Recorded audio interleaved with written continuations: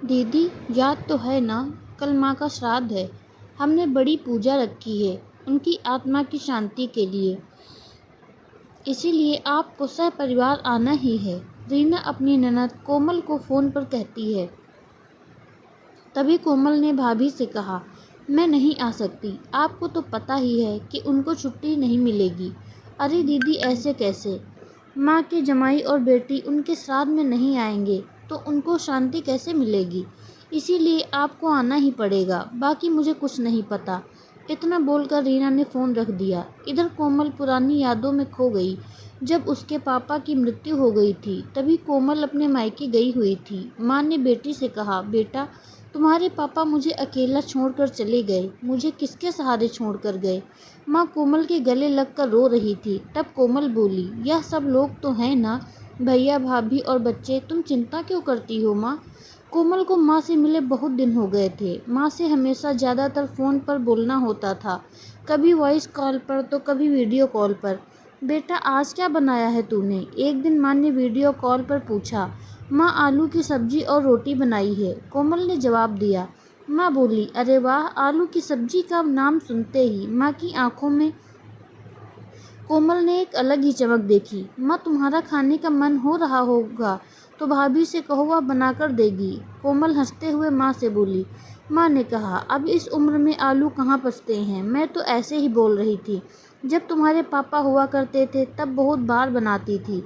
भाभी का तो नाम लेते ही जैसे माँ की आंखों की चमक गायब सी हो गई। माँ ने कॉल रख दिया। माँ को क्या हो गया? ऐसे क्यों बोल रही थी? वहाँ सब ठीक तो होगा ना? कोमल अपने आप से कई बातें कर रही थी। ऐसे कई बार खाने की बातों पर बातचीत होने पर माँ की आंखों का भाव बदल जाता। लेकिन ऐसा क्या और क्यों था वो समझ नहीं पाई। लेकिन इसके पीछे का राज उसके समझ में आया जब वह छुट्टियों में 2 दिन के लिए मायके गई थी। एक दिन कोमल माँ के कमरे में माँ के साथ गपशप कर रही थी। तभी दीदी, खाना खाने चलो। रीना माँ के कमरे में आकर कोमल को बोली, चलो माँ, तुम भी खाना खा लो। कोमल उठते उठते हुए बोली, अरे दीदी, नहीं नहीं, माँ को क्यों तकलीफ़ देना? वह यहीं पर ही खाना खा लेंगी, आप चलो। रीना बोली, लेकिन भाभी, लेकिन कुछ नहीं दीदी, आप चलो। माँ के घुटनों में दर्द होता है, इसीलिए माँ कमरे में ही खाना खाती हैं। रीना इस अंदाज में बोली जैसे उसे माँ की सेहत की कितनी चिंता है।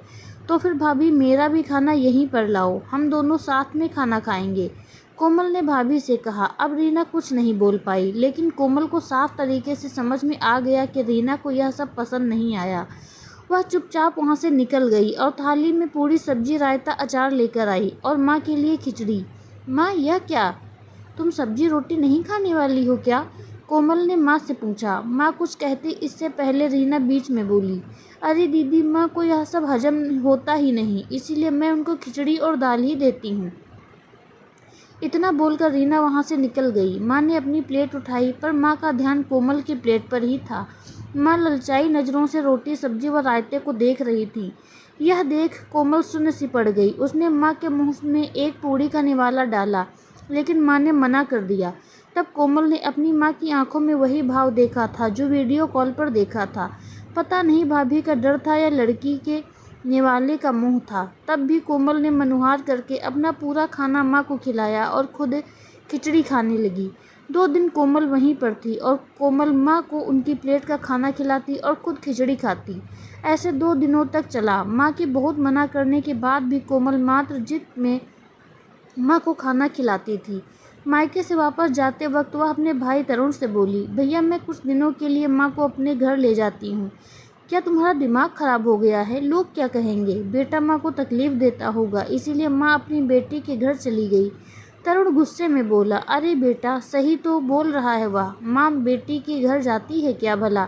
तू आराम से जा अपने घर, मेरी चिंता मत कर, मैं यहाँ खुश हूँ। बेटे की बातें सुनकर माँ बोली। कोमल ने बहुत जिद की, लेकिन माँ बेबस थी। कोमल उदास मन से अपने घर वापस आई। कुछ दिनों बाद खबर आई कि माँ अब नहीं रही। इस खबर ने सब कुछ खत्म कर दिया था। कोमल को पता था कि माँ कितनी तकलीफ से गुजरी, लेकिन वह कुछ नहीं कर सकती थी। कोमल अकेले ही माँ के श्राद्ध में आई। आज माँ के श्राद्ध में 56 तरह के भोग बनाए गए। सब लोग मज़े से खा रहे थे। लोगों ने रीना और तरुण की वाहवाही करने में कोई कसर नहीं छोड़ी। दुनिया में सबसे अच्छा बेटा और सबसे अच्छी बहू कह रहे थे उन्हें। जो माँ के श्राद्ध में इतना कुछ कर रहे हैं तो माँ की कितनी सेवा की होगी दोनों ने। कोमल दुखी होकर माँ की तस्वीर की तरफ देख रही थी।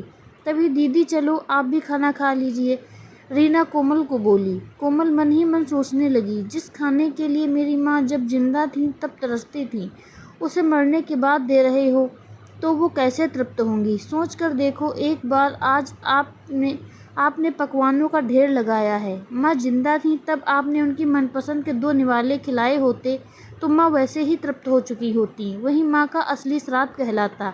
यह जो भी हो रहा है वह सिर्फ एक दिखावा है। पर वह हकीकत में कुछ न कह पाई। उसने भाभी से कहा, आप चलो मैं आती हूँ, और वह भारी मन से बोझिल कदमों से खाना खाने गई। यह कहानी आपको कैसी लगी हमें कमेंट करके ज़रूर बताएं। कहानी अच्छी लगी तो वीडियो को लाइक करें, शेयर करें और चैनल को सब्सक्राइब करें। धन्यवाद।